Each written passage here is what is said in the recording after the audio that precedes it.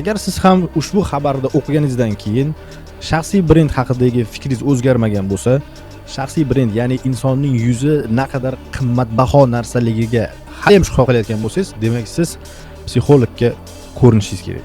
O'ylaymanki, sababini tushuntirishga hojatni o'zi yo'q, chunki bitta odam, bir kambag'al bola, zavodda ishlaydigan bola karantin paytida chiqib o'zini oddiy Redmi telefonga videoga olishni boshlaydi-da, hozir mana oradan 5 yil o'tib o'zini basharasini qo'pol qilib aytganda, yuzidan foydalanish uchun bitta kompaniyaga qariyb 1 milliard dollarga sotdi. Ana endi o'zingiz prosta o'ylab ko'ring.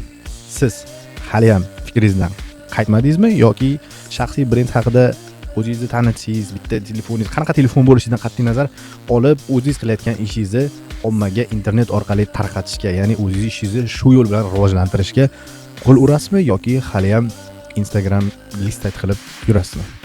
Javobingizni kommentariyada kutib qolaman. Salomat bo'ling.